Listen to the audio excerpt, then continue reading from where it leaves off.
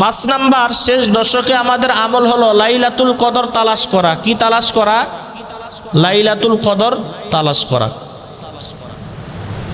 এই রমজানের যে দাম আল্লাহ পাকের কাছে, এর অন্যতম একটা কারণ হলো এই রমজান মাসে এমন একটা রাত আছে যেই রাতটা ইবাদত করলে 1000 মাসের চাইতেও কি উত্তম। সেই রাতটার নাম হলো লাইলাতুল কদর। এই লাইলাতুল কদর রাতটা কোন রাত্রিতে? আমরা তো শুধু 27-এর রাত ইবাদত করলেই মনে করি আমি লাইলাতুল কদর পেয়ে গেলাম। রাসূল সাল্লাল্লাহু আলাইহি সাল্লাম বলেন, আমাকে লাইলাতুল কদর সম্পর্কে জানানো হয়েছিল, কিন্তু পরবর্তী সময়ে আল্লাহ পাক আমাকে ভুলিয়ে দিয়েছেন। আমি নির্দিষ্টভাবে জানতাম লাইলাতুল কদর কোন রাত্রিতে, কিন্তু আল্লাহ পাক রব্বুল আলামিন আমাকে কি করে দিয়েছেন?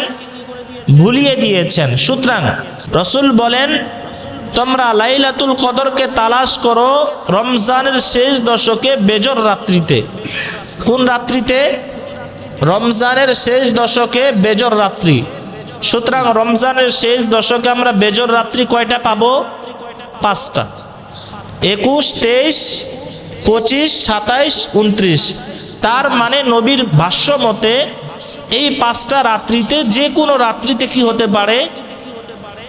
শবে কদর হতে পারে। এই জন্য এই 5টা বেজর রাত্রিতে, প্রতি রাত্রিতেই এই 5টা রাত্রিতে কিছু কিছু ইবাদত করা দরকার, আল্লাহর কাছে দোয়া করা দরকার। যেই রাত্রিতে শবে কদর হবে তাহলে আমরা পেয়ে যাব। এই জন্য প্রতি 5টি রাত্রিতেই কি করতে হবে?